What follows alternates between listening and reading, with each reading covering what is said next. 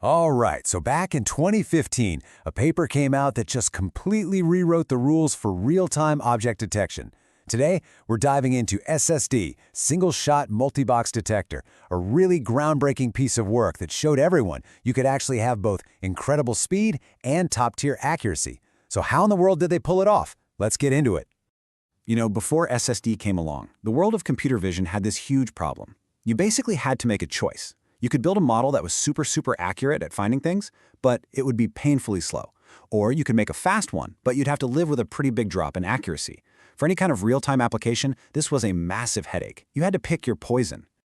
So why? Why did you have to make that choice? Well, the answer really lies in the main architecture everyone was using at the time, something called the two-stage detector. Let's take a look at why this approach, even though it was powerful, was also just inherently slow. So the state-of-the-art models were things like faster RCNN. And look, these were the undisputed champions of accuracy. No question.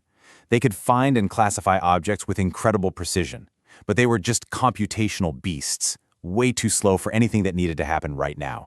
This two-step process was the real bottleneck. You can think of it kind of like a two-person assembly line. First, you have one network, the region proposal network, that scans the image and basically just shouts out, hey, there might be something here, or maybe over here, or here. And it draws thousands of these potential boxes. Then a whole separate network has to go and look inside every single one of those boxes to figure out what is actually there. It's just a slow, step-by-step process. And the result of all that work? Well, even the fastest of these super accurate models, faster RCNN, topped out at just 7 frames per second. Now, just to put that in perspective, a normal video is running at 24, maybe 30 FPS. 7? That is just not going to cut it for a self-driving car or a live security feed. No way. And this is exactly where SSD comes in and just flips the whole script. The authors asked a really revolutionary question. What if we could get rid of that bottleneck completely? What if we could do everything in a single unified network? This is the core idea, and it's right there in the name. Single-Shot Detector, SSD. The whole philosophy is to look at the entire image just one time, in one single pass, and figure out what's there and where it is. It completely throws out that separate region proposal step and wraps all the computation into one elegant feed-forward network. Okay, but that brings up a really big question, right? If you're only looking once, how on earth do you effectively detect both the tiny little object in the foreground and some huge object way in the background? The old two-stage methods handled this by looking at all sorts of different sized regions. So, how did SSD solve this puzzle? Well, the first part of the answer is just brilliant. Multi-scale feature maps. See, instead of making predictions from just the very last layer of the network, which is what most models did, SSD cleverly taps into multiple layers along the way. The early layers, they have these high-resolution feature maps that are perfect for spotting tiny details on small objects. Then the later, deeper layers have a much wider field of view, which makes them great for spotting the big stuff. The second key innovation is this idea of default boxes. Think of these like a bunch of pre-made stencils or anchors scattered all over the image at different scales and shapes.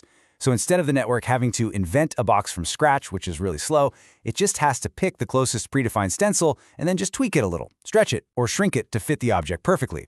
It's a way more efficient way to get the job done. So, okay, it's a clever design for sure, but did it actually work? Well, the results are where SSD really truly shines, because it wasn't just faster, it completely shattered that old speed versus accuracy trade-off. The numbers really tell the whole story here.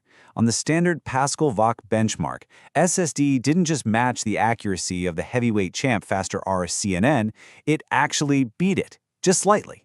But then look at the speed. It went from a sluggish 7 frames per second to a blazing 59. This wasn't just, a small improvement. This was a total paradigm shift. When you see it like this, the difference is just staggering. We're not talking about a little bump here. We were talking about a speed up of over 8 times while also getting more accurate. Now, it wasn't perfect. The paper's up front that it struggled a bit more with very small objects compared to the two-stage methods, but the overall gain was just undeniable. This was an absolute game changer. And the impact of this paper went so far beyond just this one model. It fundamentally proved that this single-shot philosophy could compete with and even blow past the old two-stage giants. It really unlocked a whole new wave of innovation in real-time AI. You can see SSD's influence everywhere today. It basically established the single-shot paradigm that powers so many of our modern detectors. It paved the way for these incredibly efficient models that can run on your phone and other small devices. And a lot of later research even built directly on SSD's ideas to solve that initial weakness with small objects. It was just a critical step toward the kind of real-time perception you need for things like robotics and autonomous cars. Maybe the best way to really sum up this whole breakthrough is to just use the author's own words from the paper. They really captured the essence of what they managed to achieve. Faster and significantly more accurate. In the end, it really is that simple. By elegantly unifying the whole detection process into a single shot, SSD proved you didn't have to choose between speed and accuracy anymore. You could have both. And in doing that, it completely redefined what was possible in real-time computer vision. This is for entertainment purposes only.